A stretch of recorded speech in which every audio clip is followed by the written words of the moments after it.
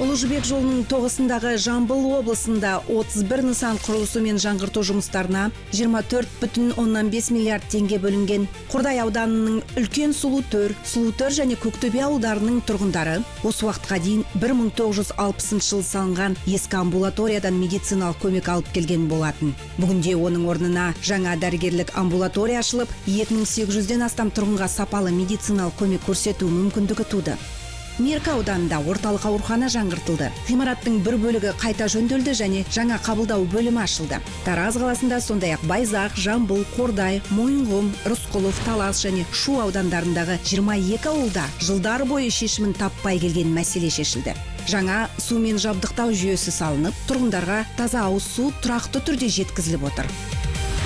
Кордай және Шу аудандарында жалпы куну 4,2 миллиард теңге болатын газбен және жылумен жабдыктоо жөнүндө 3 жоба жүзөгө асырылып жатыр. Кенчлер мекени Караганды облусунда 33,2 миллиард теңгелик 68 жоба колго алынды. Облыс халкынын гана эмес, эл ийгилиги үчүн маңызды жобалардын бири Балкаш әуе жайын кайта жаңгыртуу жобасы. Кала жыл сайын мыңдаган туристти кабылдап отургандыктан, мындай заманауи әуе жай сөзсүз кажет. Мемлекет башчысынын тапсырмасы менен бул жобага 945 миллион теңге бөлүндү. Энди Балкашка жетүү анагырлым жылдам әрі жайлы болса, ал өңүрдөгү туризмди дамыта түсүүгө одан әрі мүмкүндүк ачылат. Балкаш каласынын ден соолук сактоо саласында да ауқымды өзгөрүштөр болду. Бурун бийинде медициналык көмөк алуу үчүн тургундар Караганды, Астана, Алматы калаларына барууга туура келетин. Азыр 77 мыңдан астам тургун алыска бармай-ак кажеттүү эмди өз каласында алатын болот. Жаңа эмдөө гимаратынын курулуусу менен оорукананы жаңгыртууга 2 миллиард теңгеден астам каражат багытталды. Сонымен катар облустун 8 ауданындагы 51 ауылда медициналык нысандар, далдырээк айтканда, дарыгерлик амбулаториялар, сондай-ак фельдшер-акушерлик және медициналык көмөк көрсөтүү пункттери ачылды. Осылайша эң шалгай ауылдардын тургундарына да сапалы медициналык кызмет кол жетимдүү боло түстү. Казак күрүшүнүн отаны Сыр өңүрүндө курулуш салуу және кайта жаңгыртуу багытындагы 31 жобага 45 миллиард теңге бөлүндү. Кызылорда каласында тургундарды көп жылдан бери алаңдаткан басты маселенин бири шешилмек. Күн сайын жүздөгөн адам темир жолду кесип өтүп, өмүрлөрүнө кауп төндүрөтүн. Азыр кауптуу аумакта 2,9 миллиард теңгелик заманауи жол өткөлү салынып жатыр. Жоба аякталган соң жол козголусунда кауп сейилет, кептелис дээдәуир азаят. Медициналык нысандарды барынча жаңгыртуу жумуштары да жалгасууда. Арал каласында жаңа инфекциялык бөлүмчө ачылып, аудандык оорукана толук жаңгыртылды. Ал Казалы, Шиели және Жаңа Корган аудандарында ооруканалардын жаңа корпустары салынып, колданыстагы гимараттарга күрдөлүү жөндөө жүргүзүлдү. Осы жобалардын аркасында 270 мыңнан астам тургун заманауи әрі сапалы медициналык кызметке кол жеткизди. Солтүстүк Казакстан облусунда 69,5 миллиард теңгелик 41 жоба жүзөгө асырылууда. Петропавл каласынын жаңа шагын ауданынын бала бакчасы жок. Ата-аналар балаларын күн сайын каланын башка аудандарына тасыйтын. Осы маселе небары 10 айдын ичинде өз шешимин тапты. Арнайы мемлекеттик кор каражаты эсебинен 1,9 миллиард теңге бөлө өтүрүп, 280 орындык жас өркөн бала бакчасы салынды. Азыр мында бүлдүршүндөрдүн каупсиздиги менен жайлылыгы үчүн кажеттинин баары бар. 15 мыңдан астам тургуну бар шагын ауданда мектепке дейинги билим кол жетимде. Өңүрдөгү тагы бир маңызды жоба Кызылжар арнайы экономикалык аймагы.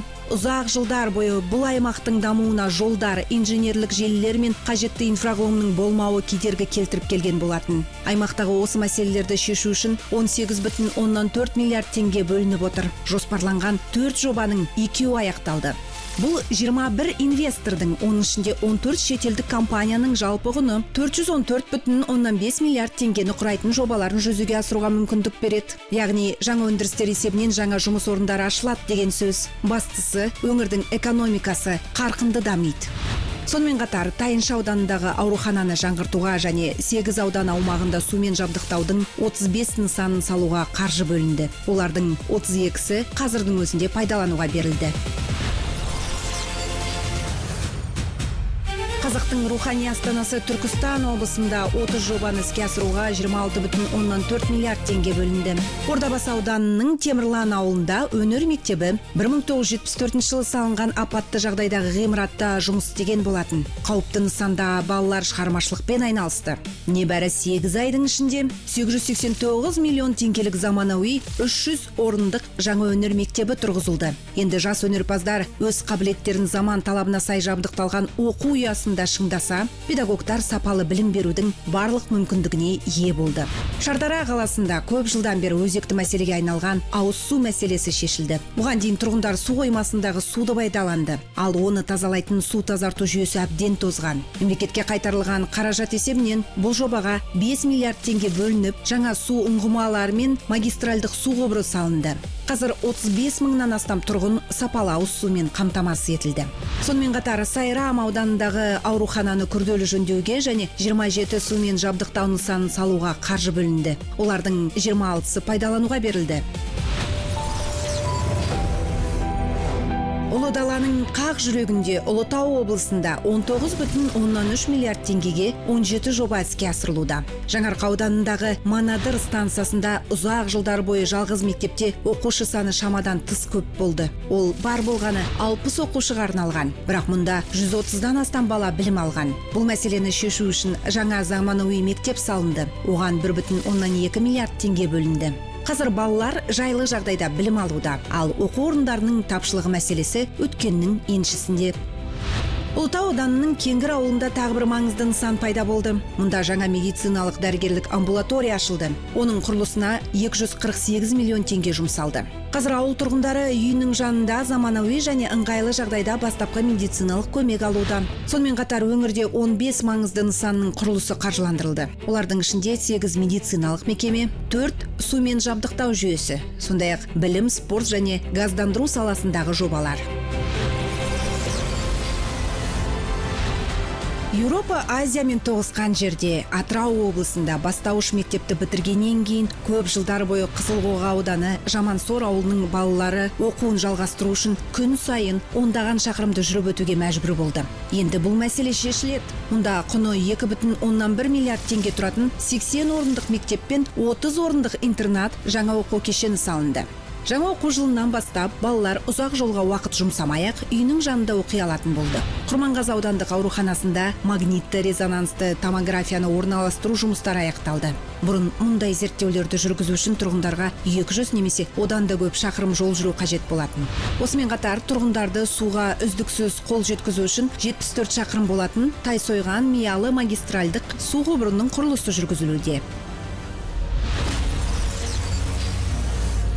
Каспий теңізінің жағасында Маңғыстау облысында маңызды жобалардың бірі 4,5 миллиард теңге болатын Ақтаудағы жаңа жедел медициналық көмек станциясының құрылысы.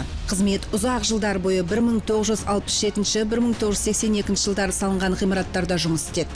Шақырулардың көптігіне байланысты адамдар дәрігерлердің келуін көп күтуге мәжбүр болды. Бүгінде жағдай өзгеруде. Қайтарылған қаражаттың арқасында мұнда заманауи жедел жәрдем станциясы салынды. Бұл бригадаларға, қоңырауларға тезірек шығуға, ал Ақтау тұрғындарына жедел медициналық көмек алуға мүмкіндік береді. Сонымен қатар Бейнеу ауылында құны 3,6 миллиард теңгеге орталық аудандық аурухананы күрделі жөндеу жалғасуда.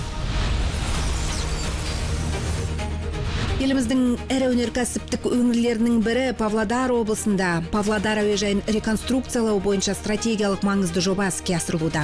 Көп жылдар бойы әуежай жаңартуды қажет етті. Қаржыландырудың болмауына байланысты жұмыстар бірнеше рет кейінге қалдырылған еді. Ал облыс тұрғындары жиі алыс қашықтықтарға жердегі көлікті пайдалануға мәжбүр болды. Мемлекет басшысының тапсырмасы бойынша қайта жаңартуға мемлекетке қайтарылған қаражаттан қайта 9,3 миллиард теңге бөлінді.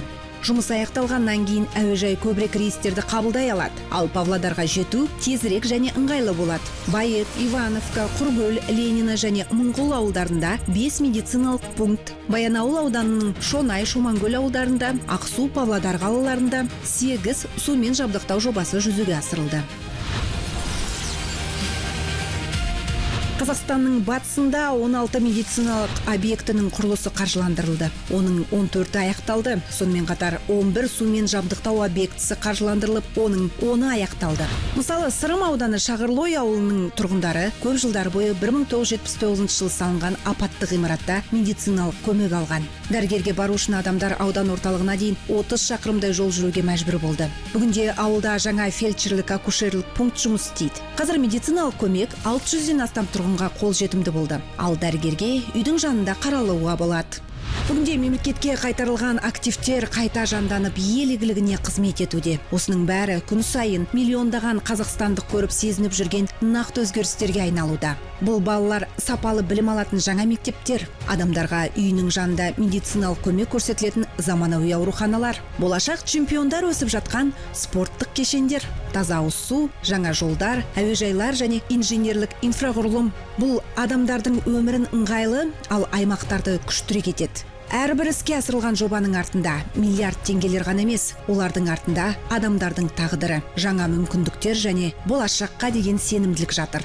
Міне осылайша мемлекетке қайтарылған қаражат халықтың игілігіне жұмыс істей бастады. Қазақстан Республикасы президентінің адам мемлекет үшін емес, мемлекет адам үшін деген ұстанымы өмірде осылайша жүзеге асуда.